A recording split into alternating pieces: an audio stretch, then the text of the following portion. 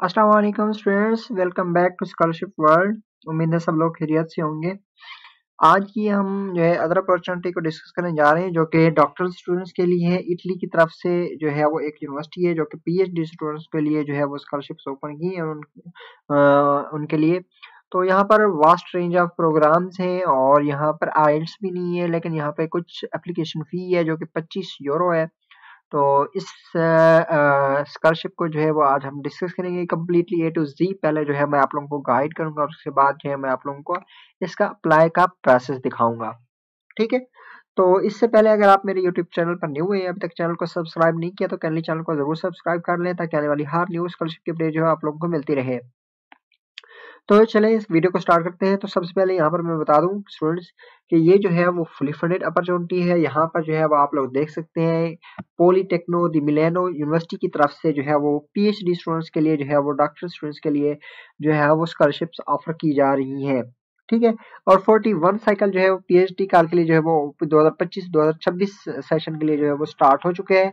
सितंबर 2025 के लिए जो है वो ये इनटेक है। ठीक है, और उसके बाद जो इसकी डेडलाइन है वो 30 मई है। ये 30 अप्रैल टू 30 मई जो है वो इसकी डेडलाइन है।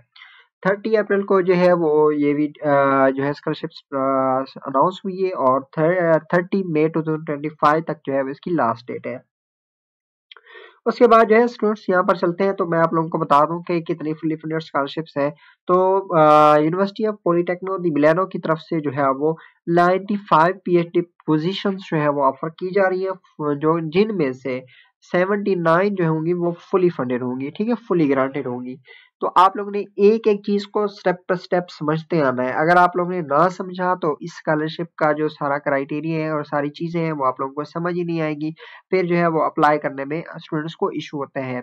ठीक है, तो सबसे पहले स्टूडेंट्स जैसे ही आप लोग इस वेबसाइट को ओपन करें ना, तो सबसे पहले आप लोगों ने क्या करना है कि यहाँ पर पढ़ लेना है और उसके बाद जो है वो आप लोगों ने इस कॉल के ऊपर क्लिक करना है। इस कॉल को जो है वो आपने रीड आउट करना है। ये कॉल मैं आपको रीड आउट करके दिखा देता हूँ और उसके बाद जो है ऑनलाइन प्रोसेस है। ठीक है, तो कॉल हम बाद में पढ़ते हैं, लेकिन यहाँ पर जो चीज़ें हैं पहले उनको देख लेते हैं। सबसे पहले जो है वो स्टूडेंट्स को मैं जो है वो प्रोग्राम्स जो है वो मुख्तलिफ प्रोग्राम जो पीएचडी प्रोग्राम जो है वो ऑफर किए जा रहे हैं, तो उनकी डिटेल जो है वो यहाँ पर दिखा देता हूँ आप लोगों को। ठीक है, ये टेबल ऑफ अवेलेबल प्लेसेस है और अवेलेबल प्रोग्राम्स है कि कौन कौन से प्रोग्राम्स जो है वो ऑफर किए जा रहे हैं।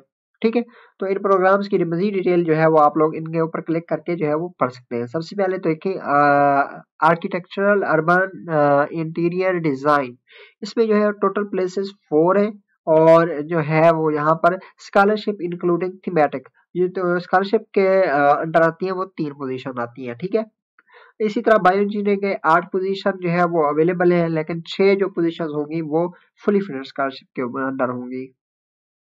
ठीक है, और उसके बाद देखिए ये काफ़ी सारे प्रोग्राम्स जो हैं वो जिनमें फिजिक्स है और अदर प्रोग्राम्स जो हैं वो भी ऑफर हो रहे हैं। ठीक है, मटेरियल साइंसेज है, इंफॉर्मेशन टेक्नोलॉजी है। ठीक है, ये प्रोग्राम जो है वो सारे सारे प्रोग्राम्स आप लोग देख सकते हैं यहाँ पर। ठीक है, आप लोग अगेन एक नज़र जो है वो देख लें इन प्रोग्राम्स को ताकि आप लोगों को कोई इशू ना हो। और इन प्लेसेस को जो है वो आप लोगों ने खुद रीड आउट कर लेना है, क्योंकि अगर हम इनको रीड करने बैठे तो वीडियो बहुत ज़्यादा लेंथी हो जाएगी। बाकी सारा प्रोसेस जो है वो भी हमें देखना है। उसके बाद जो है वो पीएचडी एडमिशन्स की जो है वो बात की हुई है यहाँ पे। ठीक है, तो ये बातें हम आगे चलकर जो है वो डिस्कस करते हैं इन सारे के सारे प्रोसेस को। और जो है इससे पहले जो है मैं आप लोगों को बता दूं कि ये इसकी जो डेडलाइन है वो 30 अप्रैल 2025 से स्टार्ट हुई है और 30 मई 2025 को ख़त्म हो जाएगी। ठीक है, उसके बाद जो है मैं आप लोगों को एक चीज़ दिखाना चाहता हूँ कि आप लोग को जो है वो रिसर्च प्रपोजल और सीवी का टेम्पलेट जो है वो यहाँ पर अवेलेबल है। तो आप लोगों ने कोशिश करनी है कि इन्हीं का दिया हुआ सिंपल ही यूज़ करना है रिसर्च प्रपोजल और सीवी के लिए। ठीक है, तो इनका प्रपोजल अगर टेम्पलेट यूज़ करेंगे तो इसका ज़्यादा फ़ायदा होता है। तो स्टूडेंट्स रिसर्च प्रपोजल और सीवी के अलावा और भी डॉक्यूमेंट्स हैं जो आपको अपलोड करने होंगे। ठीक है, उसके बाद जो है हम पहले चलते हैं कॉल को स्टडी करते हैं कि कॉल जो है वो उसमें क्या बताया जा रहा है। ठीक है, तो यहाँ पर स्टूडेंट्स मैंने आप लोगों को सबसे पहले इस कॉल की डेडलाइन जो है वो बता दी है। ठीक है, और उसके बाद जो है मैंने मुख्तलिफ जो प्रोग्राम्स ऑफर किए जा रहे हैं वो भी मैंने आप लोगों को बता दिए हैं। ठीक है, ये देखें टाइप्स ऑफ पोजीशन जो है वो यहाँ पर मैंने आपको कम्प्लीटली बता दिए हैं कि कितनी पोजीशन है और कितने जो है वो स्कॉलरशिप के अंडर आती हैं। ठीक है, अच्छा, उसके बाद जो है वो आप लोग चले नेक्स्ट जो हमारे काम की चीज होगी, जस्ट मैं आप लोगों को वही बताऊंगा, ठीक है। तो requirements for admission to the call, अब यहाँ पर इन रिक्वायरमेंट्स को आप लोगों ने खुद पढ़ लेना है कि आपके पास मास्टर की डिग्री होनी चाहिए, ठीक है, अप्लाई करने के लिए। और उसके बाद जो है वो आपके पास इंग्लिश लैंग्वेज का टेस्ट होना चाहिए। अब यहाँ पर मैं स्टूडेंट्स एक बात बता दूं, इंग्लिश लैंग्वेज की यहाँ पर एग्जाम्पशंस है कि अगर आप लोगों की जो यूनिवर्सिटी की स्टडी है वो जो अगर इंग्लिश में है तो आप लोग इंग्लिश प्रोफिशिएंसी सर्टिफिकेट दे सकते हैं। ये आगे चल के मैं आप लोगों को दिखाऊंगा ये चीज़, ठीक है। उसके बाद जो है वो आपके पास जो है अब यहाँ पर जो है आप लोग मुख्तलिफ चीज़ें यहाँ पर स्टडी कर सकते हैं, ठीक है। उसके बाद जो है यहाँ पर इंग्लिश टेस्ट की बात की हुई है, लेकिन मैं आप लोगों को यहाँ पर बता दूं जो मैं बात कर रहा था, उन्होंने बताया है कि qualification bye institute in which course were taught entirely in English for the most of the courses are not required to certify their knowledge of English। तो आप लोगों को अगर इंग्लिश यूनिवर्सिटी में कंप्लीटली जो है वो इंग्लिश में पढ़ाया गया है सारी डिग्री, तो आप लोग इंग्लिश प्रोफिशिएंसी सर्टिफिकेट यहाँ पर अपलोड कर सकते हैं, ठीक है, आपको एग्जामेशन होगी, ठीक है। ये उसके बाद अब application for the admission to the call, अब यहाँ पर एप्लीकेशन का प्रोसेस जो है वो बता रहे हैं कि आप लोग जो है वो 30 मई से पहले अप्लाई करना है, ठीक है। और उसके बाद जो है वो आप लोगों को नॉन रिफंडेबल जो है एप्लीकेशन फी जो है वो देनी है, जो कि $25 जो है वो यहाँ पर बनती है। तो वो $25 जो है वो आपने पेगो ये ऑनलाइन सिस्टम के थ्रू जो है वो पे कर सकते हैं या फिर क्रेडिट कार्ड को यूज कर सकते हैं, ठीक है। अगर आप लोगों को एप्लीकेशन फी पे करने में इशू है तो आप मुझसे भी कॉन्टैक्ट कर सकते हैं, मैं जो है वो पाकिस्तानी स्टूडेंट से आप लोगों की एप्लीकेशन फी पे करवा दूंगा। उसके बाद जो है प्री प्रिंटेड पेमेंट नोटिस जो है वो इसको आप लोग ले लेना है। उसके बाद जो है फेल अगर आप लोगों को कोई मसला आ रहा है तो ये सिस्टम जो है वो जिम्मेदार ना होगा, और आप लोग इनको जो है वो ईमेल करके सारी सारी चीजें पूछ सकते हैं अगर आप लोगों को एप्लीकेशन फी पे करने में इशू है तो, ठीक है। और उसके बाद जो है वो ऐसे ही चीजें जो रिक्वायरमेंट्स हैं वो लिखी हुई है, तो इनको आप लोगों ने खुद देख लेना है। जो इम्पोर्टेंट चीजें हैं मैं जस्ट वही जो है वो आप लोगों को बता रहा हूँ। उसके बाद जो है यहाँ पर ये बताया हुआ है स्टूडेंट्स कि आप लोगों ने सर्टिफिकेट्स इंग्लिश इंग्लिश का जो है वो मैंने आप लोगों को पहले बता दिया है। उसके बाद पीडीएफ सपोर्ट जो है वो आप लोगों ने अपने जो भी रिसर्च प्रोजेक्ट देना है तो उनका करेक्टर्स जो है उन्होंने बता दिए हैं, ठीक है, कंप्लीट। तो वो जो करेक्टर्स हैं इन करेक्टर्स को भी फॉलो करना है, और मैक्सिमम पीडीएफ का साइज 3 MB से ज्यादा नहीं होना चाहिए, ठीक है। ये बातें तो आप लोग खुद भी पढ़ सकते हैं। तो यहाँ पर जो है मैं आप लोगों को जो है अदर डॉक्यूमेंट्स जो है वो आप लोगों को यूनिवर्सिटी क्वालिफिकेशन अपनी एजुकेशन जो है वो देनी होगी और इंग्लिश में होनी चाहिए। और उसके बाद जो है वो आप लोगों को कॉपी ऑफ देयर पासपोर्ट या आइडेंटिटी डॉक्यूमेंट्स में आपको पासपोर्ट या नेशनल आइडेंटिटी कार्ड जो है वो आप लोगों को देना होगा। या स्टूडेंट्स जिनके पास जो है वो पासपोर्ट नहीं है तो वो नेशनल आईडी कार्ड के ऊपर अप्लाई कर सकते हैं। Copy of Italian tax code अगर आपके पास नहीं है तो नो इशू, आप लोगों ने नहीं देना, ठीक है। और इसके बाद जो है वो नॉन रिफंडेबल फी जो है वो पे करनी है। और उसके बाद all document submitted by English, ठीक है। तो आप लोगों के डॉक्यूमेंट्स इंग्लिश में होनी चाहिए या फिर इटालियन में होनी चाहिए। अगर इंग्लिश और इटालियन में नहीं है तो आप लोगों ने ट्रांसलेट करवाने हैं डॉक्यूमेंट्स, ठीक है। The use of writing tools based on artificial intelligence, chat GPT को अगर आप यूज करेंगे किसी भी डॉक्यूमेंट के लिए यहाँ पर, ठीक है, तो वो आप लोगों की एप्लीकेशन जो है वो रिजेक्ट हो जाएगी, ये बात याद रखिएगा।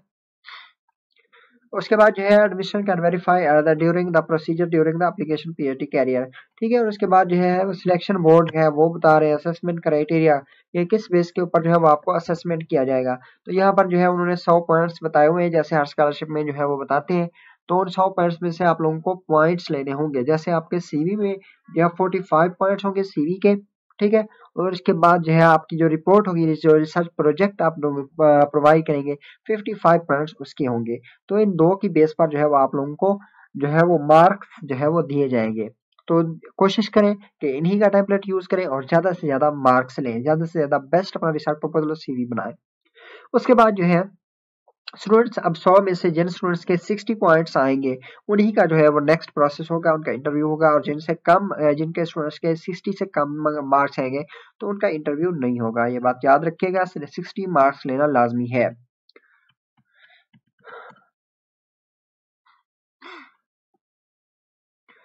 ठीक है। और ये था सारा यहाँ पर प्रोसेस कि आप लोगों ने क्या करना है और कैसे कैसे करना है, ठीक है। और उसके बाद जो है मैं देख लेता हूँ अगर कोई और भी चीज़ है आप लोगों को बताने की तो बता देते हैं। अब यहाँ पर स्टूडेंट्स ये देख लें कि यहाँ पर जो है इन्होंने CGPA का क्राइटेरिया बताया हुआ है कि आप लोग कितने CGPA अगर है तो यहाँ पर अप्लाई कर सकते हैं। तो स्टूडेंट्स यहाँ पर जो है वो आप लोग देख सकते हैं कि डिफरेंट कंट्रीज का जो है वो क्राइटेरिया जो है उन्होंने बता दिया है कि बांग्लादेश के लिए 3.3 आउट ऑफ 4 होना चाहिए, चाइना के लिए बता दिया है, ठीक, कोलंबिया के लिए बता दिया है, इजिप्ट के लिए, इथोपिया, गाना, इंडिया के लिए जो है वो 70/100 मार्क्स होनी चाहिए, इंडोनेशिया के लिए 2.8/4 होनी चाहिए, ठीक है, और पाकिस्तान के लिए 3.3/4 जो है वो CGPA होना लाजमी है PhD में अप्लाई करने के लिए, ठीक है। और इस चीज को आप लोगों ने लाजमी याद रखना है कि आपकी CGPA इतनी होनी चाहिए। उसके बाद जो है वो हम देखते हैं यहाँ पे, अब जो है यहाँ पर आप लोगों को स्टूडेंट्स मैं बता दूं कि आप लोगों ने कैसे अप्लाई करना है, एप्लीकेशन ओवरव्यू क्या है, आइडेंटिटी डॉक्यूमेंट्स क्या है, रिक्वेस्ट फॉर रेजिडेंट परमिट, इनको वीजा, टैक्स कोड, ये सारा कुछ कैसे करना है। अब स्टूडेंट्स यहाँ पर जो है ये चीज आपको बताना इसलिए लाजमी है कि जैसे ही आप लोग जो है वो अप्लाई के ऊपर क्लिक करेंगे, ठीक है, अप्लाई के बटन के ऊपर जाएंगे, तो आप लोगों ने सबसे पहले अपना अकाउंट क्रिएट करना है। अकाउंट क्रिएट करने के बाद जैसे ही आप लॉगिन करेंगे तो आपको जो है वो जो है वो मुख्तलिफ तरह का एक इंटरफेस है जो मैं आप लोगों को आगे चल के दिखाता हूँ। तो बल्कि मैं दिखा ही देता हूँ क्योंकि मैंने लॉगिन किया हुआ है, तो इनका थोड़ा इशू होता है लॉगिन टाइम या अकाउंट क्रिएटिंग टाइम, तो थोड़ा ये टाइम लेते हैं, ठीक है, थोड़ा लेंथी प्रोसेस है। तो ये आप लोग जो है वो अकाउंट क्रिएट जो है वो कर लेना है अपना लॉगिन करके, ठीक है, और लॉगिन कर लेना। लॉगिन के बाद जो है वो आपको एक ऐसा इंटरफेस शो होगा। अब इस इंटरफेस को आप लोगों ने कैसे टैकल करना है और यहाँ पर क्या-क्या डॉक्यूमेंट्स आप लोगों ने देनी है और क्या-क्या चीजें आप लोगों ने पुट करनी है, तो वो यहाँ पर लिखी हुई है, ठीक है। तो इन चीजों को जो है वो कैसे लिखना है, सारा कुछ लिखना है, तो आप लोगों को इससे पहले जो है वो इस फाइल को पढ़ना लाजमी है, ठीक है। तो इस फाइल को पढ़ने के लिए जो है उन्होंने बता दिया है कि एप्लीकेशन का ओवरव्यू क्या होगा, डॉक्यूमेंट्स का सारा प्रोसेस, और उन्होंने सारी की सारी चीजें यहाँ पर डिस्कस कर दी है कि आपने हर स्टेप के ऊपर कैसे उसको लिखना है और कैसे उसकी जो है वो फाइल सबमिट करनी है यहाँ पे, ठीक है, और इरेज करके डिलीट करके कैसे लिखना है, वैलिडेशन कैसे होगी, कंप्लीट उन्हें सारा कुछ बता दिया है, ठीक है। तो इसको आप लोग लाजमी एक बार जो है वो पढ़ सकते हैं। और अगर आपको कोई भी रेजिडेंस इशू में या कोई भी इशू आ रहा है टेक्स्ट कोड में सारा कुछ तो यहाँ पर आप लोग इस फाइल को जरूर पढ़ लीजिएगा, ठीक है। अच्छा, उसके बाद जो है वो यहाँ पर स्टूडेंट्स ये सारा प्रोसेस था। अब इसको जो है वो कैसे करना है ये भी मैं आगे चल के आप लोगों को बता रहा हूँ। तो आप लोगों को जो है वो अप्लाई करने के लिए सबसे पहले क्विक स्टार्ट जो एक फॉर्म है इसको आप लोगों ने ज़रूर पहले रीड आउट करने हैं। रीड आउट करने के बाद भी इसको ओपन रखने हैं ड्यूरिंग अप्लाई प्रोसेस। तो स्टूडेंट्स अप्लाई करने के लिए तो आप लोगों ने हाउ टू अप्लाई के ऊपर क्लिक करेंगे या फिर जैसे भी ऑनलाइन एप्लीकेशन प्रोसीजर के ऊपर क्लिक करेंगे तो आपका अप्लाई का बटन आ जाएगा और वहां से आप लोग अकाउंट क्रिएट कर सकते हैं। तो स्टूडेंट्स आप लोग ने जो है वो यहाँ पर जो है वो सैंपल मैं आप लोगों को दिखाता हूँ कहाँ पर अवेलेबल है। तो ये देखें, ये क्विक स्टार्ट और फैक्स, इन दो चीज़ों को इस एप्लीकेशन में अप्लाई करने के लिए पढ़ना लाजमी है, ठीक है, सब स्टूडेंट्स के लिए। अब ये कॉल जो है मैंने आप लोगों को पहले पढ़ के सुना दी है। अब और यहाँ पर स्टूडेंट्स मैं बार बार बता रहा हूँ कि क्विक स्टार्ट और फैक्स को पढ़ना लाजमी है यहाँ पर अप्लाई करने के लिए। अगर ये तो दो चीज़ें आप लोग नहीं करेंगे तो आप लोग अप्लाई यहाँ पर नहीं कर पाएंगे, ठीक है। तो हमने जो है वो ओपन किया हुआ है क्विक स्टार्ट को, तो क्विक स्टार्ट जो है वो हमें सारा प्रोसेस बताएगा अपना अकाउंट क्रिएट करने से लेकर सारा अप्लाई करने के प्रोसेस का स्टेप बाय स्टेप उन्होंने बता दिया है, ठीक है। तो सबसे पहले तो स्टूडेंट्स आप लोगों ने इंग्लिश वेरिएंट यूज करना है और आपका फाइल का साइज 5.5 MB से ज्यादा नहीं होना चाहिए और CV का साइज जो है वो 10 MB से ज्यादा नहीं होने चाहिए, ठीक है। तो यहाँ पर चलते हैं और अपना प्रोसेस जो है वो स्टार्ट करते हैं, देखते हैं क्या करना है। सबसे पहले जैसे आप लोग ओपन करेंगे एप्लीकेशन प्रोसीजर को तो आप लोगों के सामने एक ऐसा इंटरफेस शो होगा, ठीक है, और यहाँ पर जो है वो आप लोगों को कंट्री जो है वो अपना सिलेक्ट करना होगा, ठीक है। उन्होंने कहा है कि आप लोगों ने check online English switch to English variant, आप लोगों ने इंग्लिश वेरिएंट को ओपन कर लेना है। अच्छा, उसके बाद जो है वो इंग्लिश वेरिएंट जैसे कनेक्ट करेंगे तो आप लोगों ने रजिस्टर के ऊपर क्लिक करना है, ठीक है। जैसे रजिस्टर के ऊपर क्लिक करेंगे ये उन्होंने बता दिया है ना। अगर आप लोगों का न्यू स्टूडेंट्स है, न्यू यूजर है, तो आप लोगों ने रजिस्टर के ऊपर क्लिक करना है। रजिस्टर पर क्लिक करके अपना अकाउंट क्रिएट करना है। अकाउंट क्रिएट करने के लिए अब उन्होंने बता दिया कि क्या क्या चीजें आप लोगों को चाहिए होंगी। ठीक है, तो आप लोगों को सरनेम, मेल, फीमेल ये सारा डाटा यहाँ पर पुट करना होगा। ठीक है, ये डाटा पुट करने के बाद जो है उनने सारा प्रोसेस आपको बताया हुआ है स्टेप बाय स्टेप। उसके बाद आप लोगों को मोबाइल नंबर, अपना जो है वो रेजिडेंस नंबर और डोमिसाइल नंबर जो है वो ये लिखना है और नेक्स्ट करने हैं। नेक्स्ट करने के बाद जो है वो आप लोगों को कंसेंट ऑफ प्रोसीड है। आप यहाँ पर कंसेंट के लिए आप लोगों ने यस के ऊपर क्लिक करना है। यस करने के बाद आप लोगों ने अपना पासवर्ड एंटर करना है। ठीक है, पासवर्ड एंटर करने के बाद आप लोग जैसे ही कंटिन्यू करेंगे तो आप लोगों को जो है वो एक ऐसा इंटरफेस जो है वो शो होगा कि आप लोगों की जो ईमेल है वो आप लोगों को आपका पासवर्ड जो है वो ईमेल कर दिया गया है आपको, और वहां से आप लोगों ने क्या करना है, अपने रजिस्ट्रेशन को कंप्लीट करना और पासवर्ड करेक्ट कर लेना है। ठीक है, उसके बाद जो है पर्सन कोड जो है वो नीडेड होगा। तो वो पर्सन कोड जो है वो आप लोगों ने कैसे लेना है, ये बात याद रखें कि पर्सन कोड जो है वो आप लोगों को आएगा तो आप लोगों के पास अथेंटिकेटर या फिर जो उन्होंने जो चीज बताई हुई है तो उसको आप लोग अपने मोबाइल में ओपन करके और क्यूआर को जो है वो आप लोगों को एक कोड आएगा, उस कोड को आप लोगों ने पुट करना होगा। उसके बाद जो है वो यहाँ पर स्टूडेंट्स आपका अकाउंट जो है वो क्रिएट हो जाएगा और पर्सनल कोड में आप लोगों को एक कोड मिलेगा और पासवर्ड जो है वो मिलेगा। ठीक, उसको सेव कर लेना। सेव करने के बाद आप लोगों ने साइन इन करना है। साइन इन करने के बाद जो है वो आप लोगों ने सबसे पहले जो है, हाँ, अब यहाँ पर जहाँ पर हम आए हुए हैं तो यहाँ पर आ जाते हैं।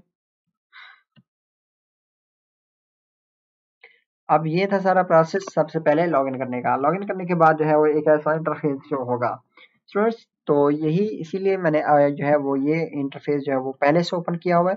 अब ये देख लें कि इसके ऊपर वार्निंग भी लिखा हुआ है और सारा कुछ यही सेम है। इसमें हमने लिखना क्या है, पर्सनल कोड हमारा अवेलेबल है, सरनेम और ईच एंड एवरीथिंग ये वो अवेलेबल है। उसके बाद हमने टेक्स्ट कोड जो है वो स्कैन ओनली करना है। उसके बाद वीज़ा रिक्वायरमेंट, ठीक है, वीज़ा का जो डॉक्यूमेंट्स हैं वो देनी है और रेजिडेंस पर रिक्वेस्ट देनी है। ठीक है, रेजिडेंशियल परमिट देनी है, आइडेंटिफाइड डॉक्यूमेंट्स देने हैं, रिकॉग्निशन और ईच एंड एवरीथिंग। तो हमने इसकी हेल्प लेनी है, साथ ही आप लोगों ने ओपन रखना है। या एक बात याद रखना, उन्होंने स्टेप बाय स्टेप बताया हुआ है कि आप लोगों ने करना क्या है। ठीक है, इन चीज़ों को जिनको उन्होंने रेड सर्कल में ओके कर दिया है तो ये चीज़ें लिखना लाजमी है। तो आप लोगों ने ये बात याद रखें कि वार्निंग पर जो है आप लोगों के सामने शो हो रहा हो और बैक का ऑप्शन भी शो हो रहा हो, तब आप लोग जो है इस पेज को लिखेंगे। ठीक है, तो यहाँ पर लिखने के लिए उन्होंने बताया है कि आप लोगों ने सबसे पहले आइडेंटिफिकेशन डाटा के ऊपर आना है। आइडेंटिफिकेशन डाटा जो है वो आप लोगों का जो है वो शो हो रहा होगा आपको। उसके बाद जो है वो आप लोगों ने क्या करना है, अब ये वो डाटा लिखने के बाद जो है वो आप लोगों को एक ऐसा इंटरफेस शो होगा। अब यही जो फेज है, यही असल एप्लीकेशन का फेज है। यहाँ पर जो है वो आप लोग स्टूडेंट्स देख सकते हैं कि स्टार्टिंग पेज जो है वो स्टार्ट हो चुके हैं। अब यहाँ पर जो आप लोग एप्लीकेशन लिस्ट जो है वो आप लोगों को जो शो होगी, तो आप लोगों ने न्यू एप्लीकेंट के ऊपर क्लिक करके अपना प्रोसेस स्टार्ट करना होगा। ठीक है, उसके बाद पर्सनल डाटा जो है रजिस्ट्री, लैंग्वेज, पेमेंट डिटेल जो है वो ये भी आप लोगों को जो है वो आएगी। उसमें आप लोगों ने करना है कि रिसर्च प्रोजेक्ट देने हैं, सीवी देनी है और रेफरेंसेस देने हैं जस्ट। ठीक है, तो ये चीजें जो है वो आप लोगों ने देनी है और इन चीजों के बिहाफ पर भी आप लोगों का जो है वो सारा प्रोसेस किया जाएगा। तो पर्सनल डिटेल जो है वो जब देनी है तो ये सारा उन्होंने बता रहे हैं कि आप लोगों ने कैसा करना है, क्योंकि इनका अप्लाई प्रोसेस बहुत ज़्यादा लेंथी है। तो इसलिए जो है मैं आप लोगों को जस्ट लॉगिन करके ही दिखाया है कि आप लोगों ने कैसे करना है। तो क्योंकि इसके ऊपर अगर मैं वीडियो बनाने बैठूँ तो 40 मिनट से ऊपर जो है वो एप्लीकेशन प्रोसेस के ऊपर वीडियो चली जाएगी। तो कुछ स्टूडेंट्स जो है वो गिला करते हैं कि भाई सर आप जो है वो वीडियो कंप्लीट नहीं बनाते। तो यही मसला होता है कि वीडियो जो है वो बहुत ज़्यादा लेंथी हो जाती है। अगर हम डायरेक्ट एप्लीकेशन के ऊपर आ जाएँ तो पीछे की जो बातें होती हैं वो स्टूडेंट्स को समझ नहीं आती। तो स्टूडेंट्स ये सारा प्रोसेस है अप्लाई करने का। मैंने आप लोगों को ऑलरेडी बता दिया है कि आप लोगों ने कैसे करना है सारा का सारा प्रोसेस। ठीक है, तो मिलते हैं इंशाल्लाह नेक्स्ट वीडियो में। तो ये सारा प्रोसेस आप लोगों ने क्विक स्टार्ट से जो है वो हेल्प लेनी है लाजमी। तो मिलते हैं नेक्स्ट इन वीडियो में इंशाल्लाह। अल्लाह हाफिज़।